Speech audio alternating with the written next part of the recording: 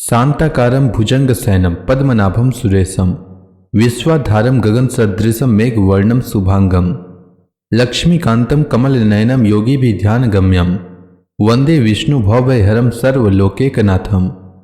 मंगलम भगवान विष्णु मंगलम गरुड़ध्वज मंगलम पुंडरीकाक्ष मंगलाय तनोहरि।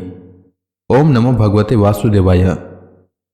आज का दिन आप सभी के लिए मंगलमय हो। आज मैं कार्तिक मास की कथा का 29वां अध्याय सुनाने वाला हूं।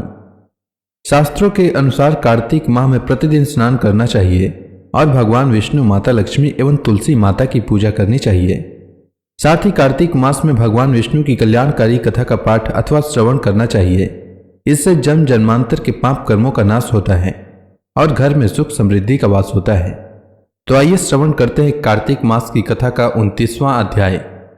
श्री पराशर जी आगे बोले, नगर के स्त्रियों के इस प्रकार वार्तालाप करते समय भगवान कृष्णचंद्र अपनी कमर कसकर उन समस्त दर्शकों के बीच में पृथ्वी को कंपायमान करते हुए रंग भूमि में कूद पड़े। श्री बलभद्र जी भी अपने भुजदंडों को ठोकते हुए अति मनोहर भाव से उछलने लगे। तदंतर अमित विक्रम कृष्णचंद्र चाणूर के साथ और द्वंद्व युद्ध कुशल राक्षस मुष्टिक बलभद्र के साथ युद्ध करने लगे। कृष्णचंद्र चाणूर के साथ परस्पर भिड़कर, नीचे गिराकर, उछालकर, घूसे और वज्र के समान कोहनी मारकर, पैरों से ठोकर मारकर तथा एक दूसरे के अंगों को रगड़कर लड़ने लगे। उस समय उनमें महान युद्ध होने लगा। इस प्रकार उस समाजोत्सव के समीप केवल बल और प्राण शक्ति से ही संपन्न होने वाला उनका अति भयंकर और दारुण शस्त्रहीन युद्ध हुआ। चाणूर जैसे जैसे भगवान से भिड़ता गया वैसे ही वैसे उसकी प्राण शक्ति थोड़ी थोड़ी करके अत्यंत क्षीण होती गई। जगन में भगवान कृष्ण भी श्रम और कोप के कारण अपने पुष्प में शिरोभूषणों में लगे हुए केसरों को हिलाने वाले उस चाणूर से लीलापूर्वक लड़ने लगे। उस समय चाणूर के बल का क्षय और कृष्णचंद्र के बल का उदय देख कंस ने क्रोध होकर तुर्य आदि बाजे बंद करवा दिए। रंगभूमि में मृदंग और तुर्य आदि बंद हो जाने पर आकाश में अनेक दिव्य तुर्य एक साथ बजने लगे और देवगण अत्यंत हर्षित होकर अलक्षित भाव से कहने लगे, हे गोविंद, आपकी जय हो। हे केशव, आप शीघ्र ही इस चाणूर दानव को मार डालिए। भगवान मधुसूदन बहुत देर तक चाणूर के साथ खेल करते रहे, फिर उसका वध करने के लिए उद्धत होकर उसे उठाकर घुमाया। शत्रु विजयी श्री कृष्णचंद्र ने उस दैत्य मल को सैकड़ों बार घुमाकर आकाश में निर्जीव हो जाने पर पृथ्वी पर पटक दिया। भगवान के द्वारा पृथ्वी पर गिराए जाते हुए चाणूर के शरीर के सैकड़ों टुकड़े हो गए और उस समय उसने रक्त स्त्राव से पृथ्वी को अत्यंत कीचड़मय कर दिया। इधर जिस प्रकार भगवान कृष्ण चाणूर से लड़ रहे थे, उसी प्रकार महाबली बलभद्र जी भी उस समय दैत्य मल मुष्टिक से भिड़े हुए थे। बलराम जी ने उसके मस्तक पर घूसों से तथा वक्ष स्थल में जानू से प्रहार किया और उस गतायु दैत्य को पृथ्वी पर पटक कर रौंद डाला।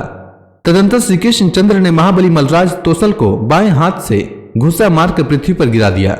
मल श्रेष्ठ चाणूर और मुष्टिक के मारे जाने पर तथा मलराज तोसल के नष्ट हो जाने पर समस्त मलगण भाग गए। तब कृष्ण और बलराम अपने समवयस्क गोपों को बलपूर्वक खींचकर आलिंगन करते हुए हर्ष से रंग भूमि में उछलने लगे।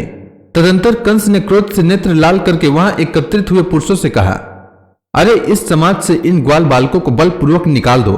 पापी नंद को लोहे की श्रृंखला में बांधकर पकड़ लो तथा वृद्ध पुरुषों के अयोग्य दंड देकर वासुदेव को भी मार डालो। मेरे सामने कृष्ण के साथ ये जितने ग्वाल बालक उछल रहे हैं, इन सबको भी मार डालो तथा इनकी गौवें और जो कुछ अन्य धन हो वह सब छीन लो। जिस समय कंस इस प्रकार आज्ञा दे रहा था, उसी समय श्री मधुसूदन हंसते हंसते उछलकर मंच पर चढ़ गए और शीघ्रता से उसे पकड़ लिया। भगवान कृष्ण ने उसके केसों को खींचकर उसे पृथ्वी पर पटक दिया तथा उसके ऊपर कूद पड़े। इस समय उसका मुकुट सिर से खिसक कर अलग जा पड़ा। संपूर्ण जगत के आधार भगवान कृष्ण के ऊपर गिरते ही राजा कंस ने अपने प्राण छोड़ दिए। तब महाबली कृष्णचंद्र ने मृतक कंस के केस पकड़कर उसके देहों को रंग भूमि में घसीटा। कंस का देह बहुत भारी था, इसलिए उसे घसीटने से जल के महान वेग से हुई दरार के समान पृथ्वी पर परीक्षा बन गई। श्री कृष्णचंद्र द्वारा कंस के पकड़े जाने पर उसके भाई सुमाली ने क्रोधपूर्वक आक्रमण किया।